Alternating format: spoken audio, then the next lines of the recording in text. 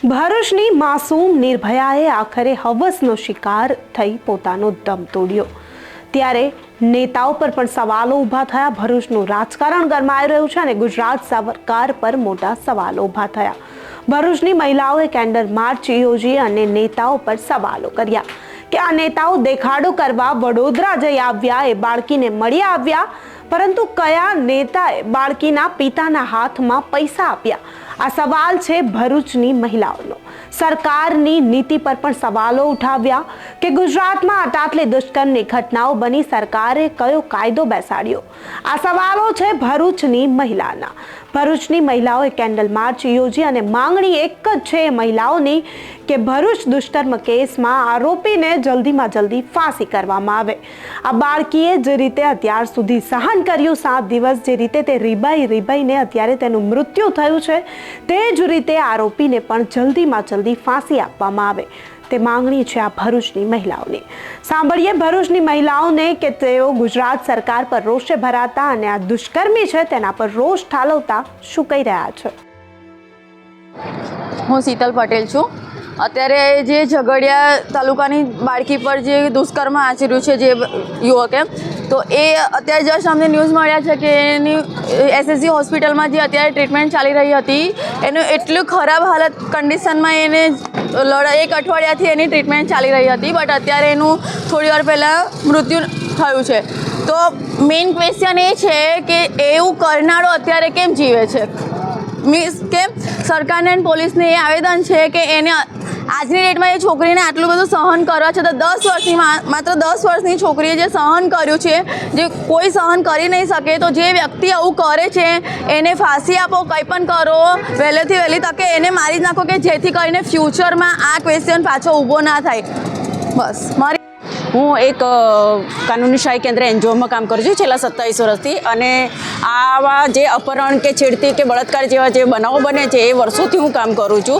અને જે આ ભોગ બનનાર જે ઝઘડિયામાં જે 10 વર્ષની છોકરી સાથે જે અન્યાય થયો છે, એના માટે સરકાર બી એટલી જ જવાબદાર છે। બધા મંત્રીઓ આવીને વડોદરા જતા રહે, શું કર્યું એ લોકોએ?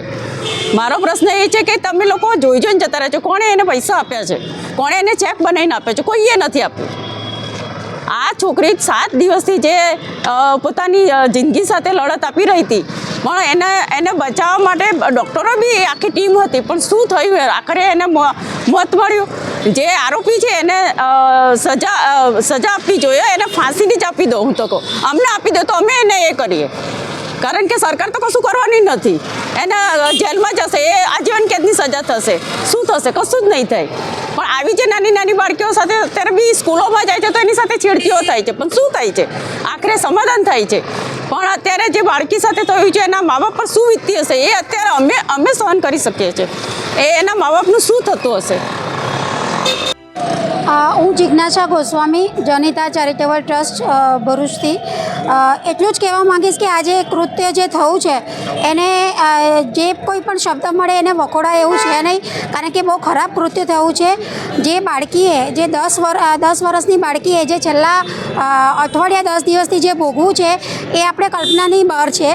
આવા કૃત્ય કરનારને, આવા વ્યક્તિને સમાજનો, કાયદાનો કે કશાનો ડર હોતો નથી। એ પોતાની વિકૃતતા સંતોષવા આમ તેમ જોવે છે, પણ છેલ્લા તમે 2014થી અગર તમે સ્ટડી કરો આ રેપના કિસ્સાઓ, તો એમાં વધારે પડતા જે જાણકાર હોય છે, જે પાડોશી હોય છે યા પોતાના જાણકાર હોય છે, એ જ વ્યક્તિ આવા લોકોને ટાર્ગેટ બનાવે છે, આવી બાળકીઓને ટાર્ગેટ બનાવે છે। એટલે મારું એ જ રિક્વેસ્ટ છે કે પહેલાં તો એ નરાધમને તાત્કાલિક ધોરણે ફાંસીની સજા થાય, કાયદામાં તાત્કાલિક રીતે સુધારો થાય, અને આના માટે કોઈ જોગવાઈ ના હોય, અને ફક્ત ને ફક્ત સિસ્ટમમાં એવું આવી જાય કે આના માટે ફક્ત મૃત્યુની સજા થાય। તેથી બીજા કરનારાઓને ભય રહે, અને જો આ તાત્કાલિક ધોરણે ના થયું તો આવનારા ટાઈમે એવું લાગે છે કે કાયદાની જેમ જેવી રીતે નરાધમોને બીક નથી હોતી, એવી રીતે નાગરિકોને પણ બીક નહીં હોય, અને કોઈને કોઈ રીતે કાયદો હાથમાં લેશે। સો મારી એ જ રિક્વેસ્ટ છે કે કાયદામાં જોગવાઈ થાય અને તાત્કાલિક ધોરણે સુધારો થાય। અને મા બાપને હું તમારા માધ્યમથી એ જ કરવા માગું છું કે જેવી રીતે જોઈ રહ્યા છે કે સગા બાપ હોય છે, ભાઈ હોય છે, કાકા હોય છે કે આજુબાજુના પાડોશી હોય છે, એ લોકો જ જે આપણે જાણકાર હોય છે એ જ લોકો અને આવા કૃત્યને અંજામ આપે છે. તો આવા લોકોથી ડરીને રહેવું જોઈએ, આવા લોકોથી વિચારીને રહેવું જોઈએ, અને સાથે સાથે આપણી બાળકીઓને પણ આપણે જ પોતે જ રક્ષા કરવી જોઈએ અને એને એ લોકોને સમજણ આપવી જોઈએ. અને મા બાપને પણ ખાસ વિનંતી છે કે પોતાની બાળકીઓનું ધ્યાન જાતે રાખે, કોઈના પર કાયદા પર કે કોઈના પર હમણાં એ ના કરે, તાકી આપણે આપણી બાળકીઓને સ્વસ્થ અને તંદુરસ્ત અને સુરક્ષિત રાખી શકીએ.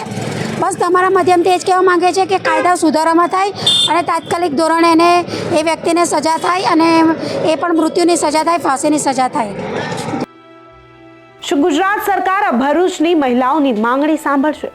શું આ ભરૂચની જે મહિલાઓ છે તેમની માંગણી યોગ્ય છે? તમને શું લાગે છે કે આ ભરૂચની મહિલાઓએ જે ગુજરાત સરકાર અને નેતાઓ પર આક્ષેપો કર્યા છે તેને લઈને તમે શું માનો છો? અમને કમેન્ટ કરી ચોક્કસથી જણાવજો તથા અમારી ચેનલ નિર્ભય ન્યૂઝને લાઇક, શેર અને સબસ્ક્રાઇબ કરવાનું ભૂલશો નહીં. આભાર.